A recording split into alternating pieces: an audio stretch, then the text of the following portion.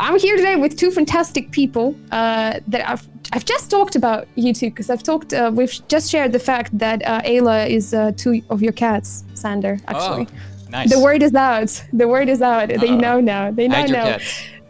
So we have the award-winning composer, I emphasize that after both of you played Trombone Champ, the award-winning composer, Sander Vincenten, and KeokeN audio designer, Baz, people who are responsible for everything that you hear in the game. How are you doing? How does it feel today? Doing well. I'm really excited. How about you? Same, man. Yeah, thanks for having us, Alina. This is fun. It's a great day. I'm excited, a little anxious, but mostly just excited and happy that it's out there soon. Soon, not yet, but, Not quite but yet. very, very. Yeah, but very, very, very soon. All right, we're going to jump right in. So you did a fantastic section on yesterday's Frontier pre-launch stream, by the way, talking about audio. I really love that part.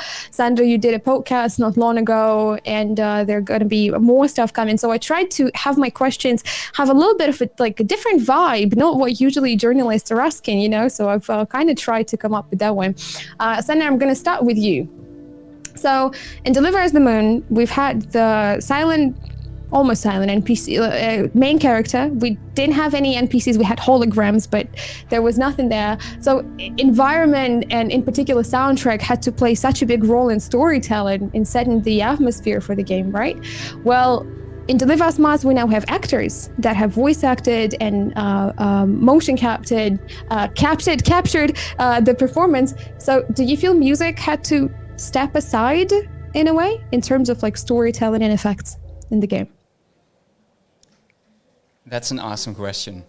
I would not consider it as stepping aside. I feel like it's just another aspect of composition. Silence is such a strong instrument to use, and sometimes music just needs to give way to the strong performances given by the actors. So, if by stepping aside you mean sometimes the music is less dense, sure, I guess, yeah, but mostly the music is there to support the scene, and sometimes the performances speak for themselves and they don't need music support. So silence is really something we have been incorporating a lot more in this game, that's for sure. There is a hell of a lot of music, that hasn't changed, but silence is an instrument that we've been using so much more in this game. Yeah. I love that. Bas, Sandra just mentioned silence, but I'm gonna ask you the opposite question that doesn't quite really have silence. So in the world, all of the objects around us, they constantly make sounds, right? We touch things, we walk things, there's your freezer, refrigerator, everything, right? So we are so used to this hum around us all the time that we sometimes don't even notice that. So how do you achieve a natural sounding environment in a video game so that it doesn't sound too silent or too unknowingly loud and crowded at times? Yeah, that's an interesting question. It's always a balance, right? And like you said, we never truly experience true silence, and that's just because everything around us makes sound. So, as a sound designer for games, we tend to think about all the sounds around us in a creative way, but also in a technical way. And that's also what we've been trying to do with Mars. So creatively, we've been thinking about what is it to walk on Mars? How does it sound? You know, we've been diving into how sound behaves. It behaves differently on Mars because there's a different kind of atmosphere there. So the pitch, the filtering of the sound, it changes on Mars, and we try to enhance that also in our game, even though we also make creative choices. So if we would fully make it realistic, then everything sounds not as impactful, or the focus isn't on the places where you want it to be. So you kind of direct the attention of the player, and you through sound as well. So that's been one of the things that we've been thinking about. But Deliver Us Mars is a game about it's solitude. It's in the future. It's a world in decline. and we try to empathize that as well through sound and the environment, right? So you can hear that stuff it's in the future, so stuff is futuristic, but it's also rusty, and you can hear that it's like a world in decline. We try to emphasize that with sound as well. So yeah, how do you paint the environment sound-wise? It's just a lot of stuff where you don't think about, which you shouldn't notice, but if it isn't there, then the world isn't complete, right? So yeah.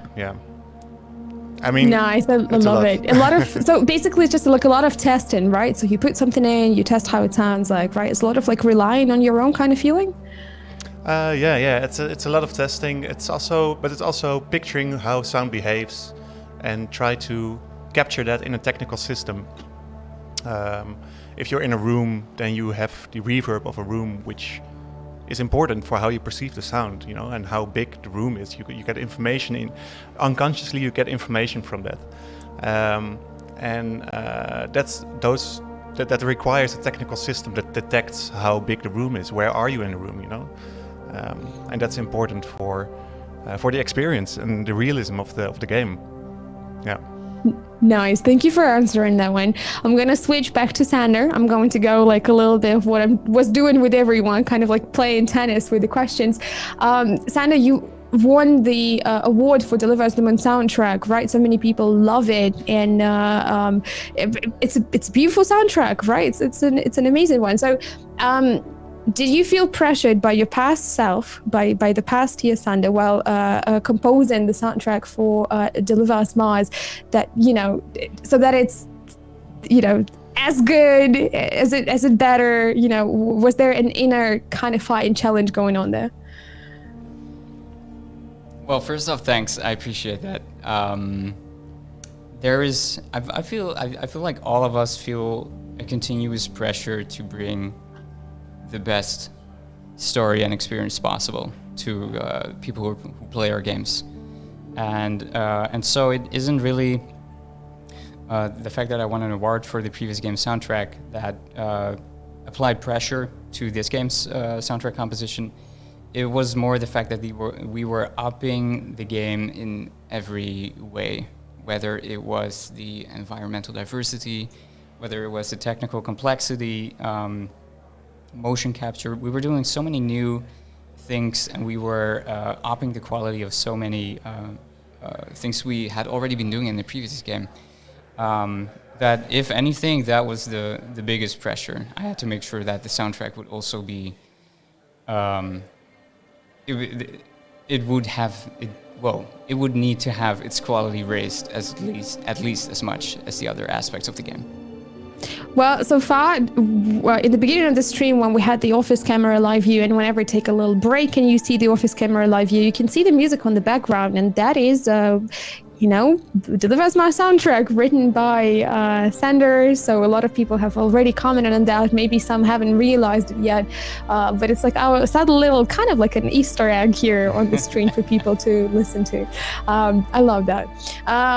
Bas, next question is for you. It's about Kathy, so she has to do a lot in Deliver Us Mars. She does a bit of climbing. She also does risky parkour. There is a lot of platforming as well, right? And I know that you have put some work into how her breath sounds, right? How, like, what kind of sound she makes as well to add to immersion, right?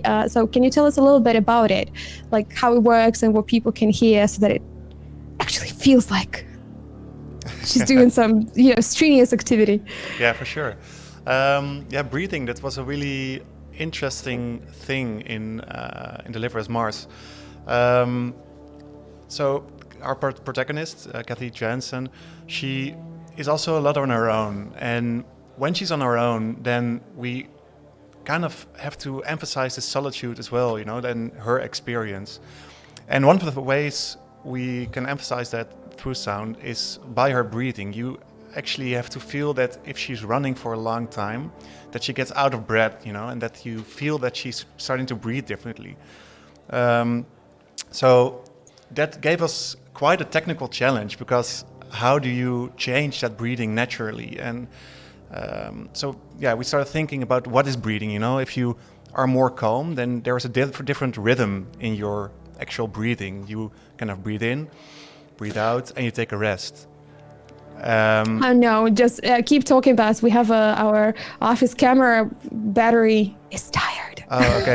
A little bit. We lost. It has seen so much awesomeness today that it kind of got a little bit tired. But we have the sound, which is the most important. This is what we're talking about. So sorry for interrupting you.